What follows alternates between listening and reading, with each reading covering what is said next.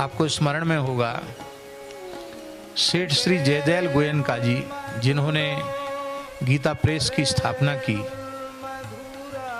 वे एक बहुत उच्च कोटि के महापुरुष थे। उनका जीवन अत्यंत पवित्र था, बाल्यकाल से ही उनका जीवन बहुत पवित्र था।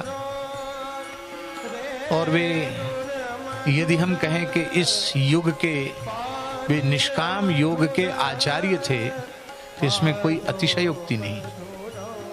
अपने काल के वे ज्ञान के सूर्य थे, तो कहने में कोई अतिशयोक्ति नहीं। बचपन से ही उनका जीवन ऐसा था, महान संतों के जैसा जीवन था। मात्र 22 वर्ष की आयु में उनकी निष्काम साधना पर रीझ करके भगवान नारायण ने चतुर्भुज रूप में उन्हें प्रत्यक्ष दर्शन दिया था। कितने वर्ष की आयु में? मात्र 22 वर्ष की आयु में। वे गृहस्थ थे, वैश्य थे, विवाहित थे, और कोई संतान नहीं थी उनके, कोई संतान उनके नहीं थी। क्यों नहीं थी? कारण क्या था? संतान की उत्पत्ति में पति पत्नी का संयोग, स्त्री पुरुष का संयोग अपेक्षित है कि नहीं? पर शेठ जी जैसे ही कक्ष में प्रवेश करते थे, उस कक्ष का वातावरण ऐसा हो जाता था मानो वहां वैकुंठ प्रकट हो गया, युवावस्था में।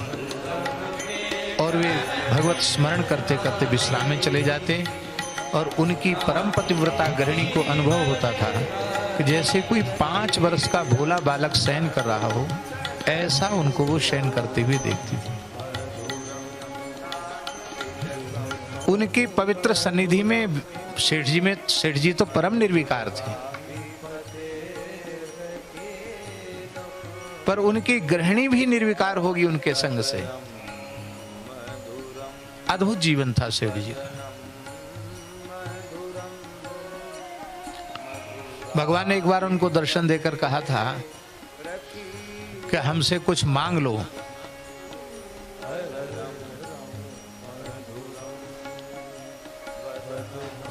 आपने कहा कि आप पधारे क्यों, पहले बताओ आप आए क्यों? हमने तो बुलाया नहीं आपको, आप क्यों आए? तो शेठ जी बोले, आपकी निष्कामता पर रीझ करके हम आए।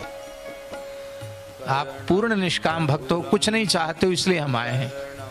तो फिर आप क्यों कह रहे हैं कि हमसे कुछ चाहो, हमसे कुछ मांगो? भगवान बोले, मेरा दर्शन अमोघ है, दर्शन अमोघ है, व्यर्थ नहीं जाता है। और तुम कुछ मांग लोगे तो वो अमोघ तो रह जाएगा, और नहीं मांगोगे तो दर्शन हमारा व्यर्थ हो जाएगा, मोघ हो जाएगा, अमोघ नहीं रहेगा। इसलिए आपको मांग लेना चाहिए। बोले, सृष्टि के संपूर्ण जीवों को आप प्राप्त हो जाइए, सबका दुख सदा सर्वदा के लिए मेट दीजिए, सभी प्राणी आपको प्राप्त करके धन्य हो जाएं। भगवान बोले, तो सब ठीक नहीं है, ऐसा मांगना अच्छा नहीं है, सब खेल खत्म हो जाएगा हमारा। तो फिर आप क्यों पीछे पड़े कि मांग लो मांग लो मांग लो? तो ठीक है, आपके दर्शन की भी मर्यादा बनी रहे, तो आपकी जो इच्छा हो वो आप अपने आप प्रदान करके जाइए। तो ठाकुर जी ने कहा, जो तुम्हारा दर्शन कर लेगा, जिससे तुम बातचीत कर लोगे, वह जीव संसार के चक्र से मुक्त हो जाएगा।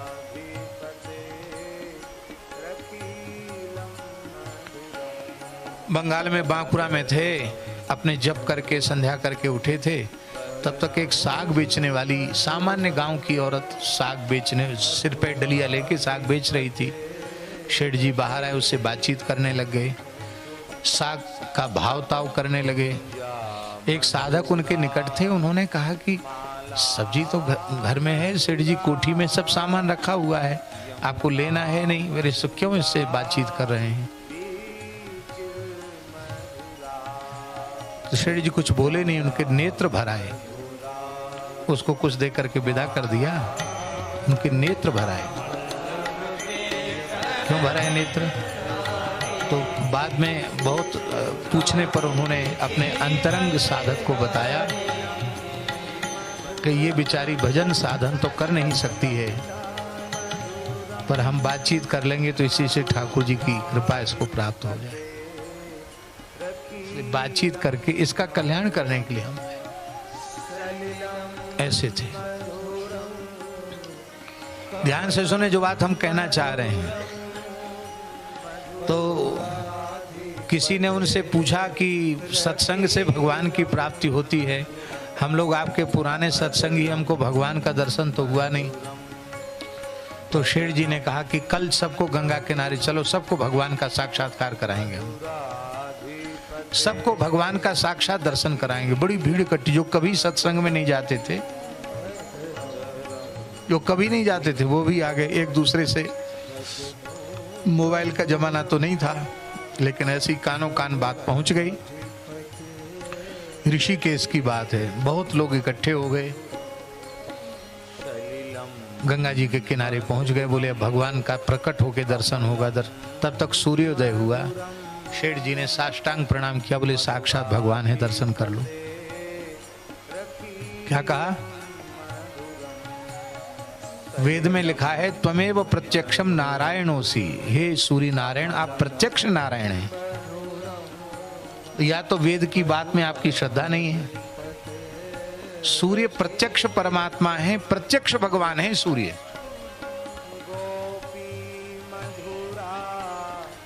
प्रकाश रूप, परम प्रकाश रूप में वे निर्गुण निराकार हैं और सगुण साकार भी हैं। तो सब लोग एकदम ऐसे हो गए, अरे। तो बोले भाई इसलिए ऐसे हो गए कि तुमको श्रद्धा ही नहीं है। शास्त्र में श्रद्धा नहीं है कि सूर्य साक्षात नारायण है। ऐसे ही गंगा जी साक्षात भगवान।